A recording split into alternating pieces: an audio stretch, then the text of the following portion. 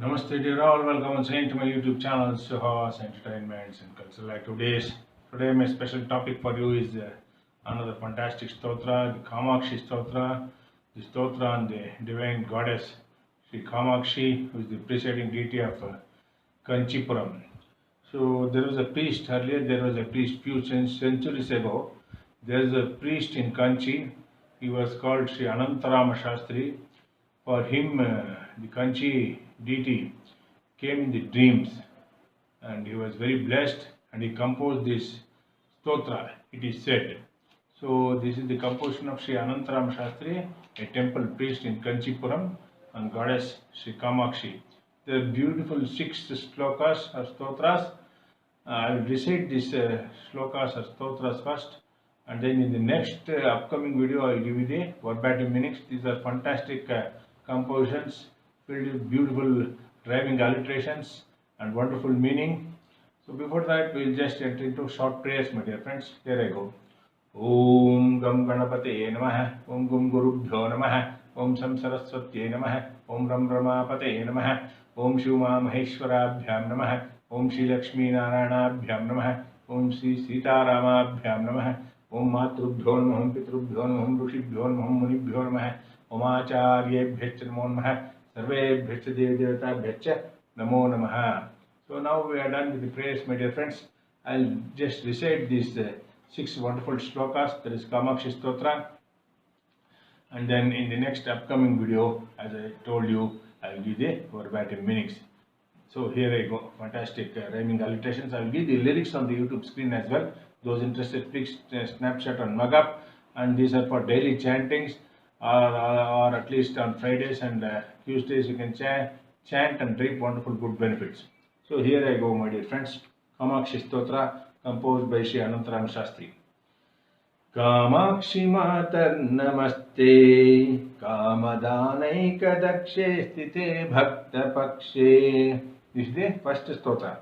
Kamakshi Matar Namaste, Kamadanaika Dakshe Sthite Bhakta Pakshe, Kamari Kante Kumari, कालकालस्य भक्तुः करे दत्तहस्ते, कामारि कान्ते कुमारी, कालकालस्य भक्तुः करे दत्तहस्ते, कामाय कामप्रदात्री, कामकोटिस्थपूज्ये गिरं देहि मह्यम्, कामाय कामप्रदात्री, कामकोटिस्थपूज्ये Giram Dehi Mahyam. So fantastic stotra, isn't it, my dear friends? So this gives us the Lavani tune, the famous Lavani tune. So we'll move on to the second stotra now. It goes like this. Shri Chakra Madhye Vasantim Bhuta Raksha Pishachadi Dushtan Harantim. Shri Chakra Madhye Vasantim Bhuta Raksha Pishachadi Dushtan Harantim, Sri Kama Kotyam Jwalantim, Kamahine Sugamyam Bhaje Dehi Mahyam. Sri Chakra Madhye Vasantim, Bhuta Raksha Pishachadi Dushtan Harantim, Sri Kama Kotyam Jwalantim, Kamahine Sugamyam Bhaje Dehi Mahyam. Fantastic, my dear friends. Oh, we are now moving on to the third sloka. It is like this. Indradimanye Sudhanye Brahma Vishnadi Vandye Girindrasya Kanye. Indradimanye Sudhanye Brahma Vishnadi Vandye Girindrasya Kanye. Manyanyamanye tvadanyan manitangrim munindrai bhaje mataram tvam. Manyanyamanye tvadanyan manitangrim munindrai bhaje mataram tvam. Kamakshi matar namaste, kamadanaika dakshe sthite bhakta pakshe. So fantastic, isn't it, my dear friends? Now we have completed 3 slokas. So at the end of each sloka we may repeat the first sloka, that is Kamakshi Matar Namaste, Kamadanaikadakshe sthite bhakta pakshe. That means one who is always on the side of the devotees. Fantastic meaning. So meanings will take it up in the later video, upcoming video. Now we will move on to the fourth shloka, my dear friends. The fourth shloka is like this. Simhadirudhe namaste sadhuhritpadya gudhe hatasheshamudhe. Simhadirudhe namaste sadhuhritpadya hatasheshamudhe. Rudham haratvam gadam me, rudham haratvam gadam me, kanthashabdam dhrudam dehi vagvadinitvam, kanthashabdam dhrudam dehi vagvadinitvam. Fantastic, isn't it, my dear friends? So we are now moving on to fifth stotra now. It is like this. Kalyanadaatrim janitrim Kanjapatrabhanetram Kalanathavakram.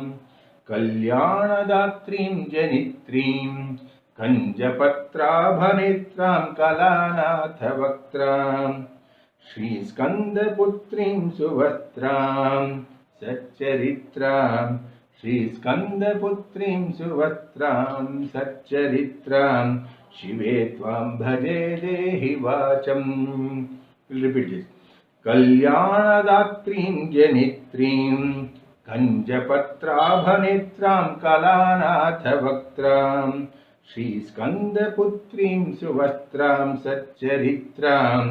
Shive tvam bhaje dehi vacham. So we completed 5 shlokas. We are moving on to the fifth, the sixth and the final shloka now. It is like this.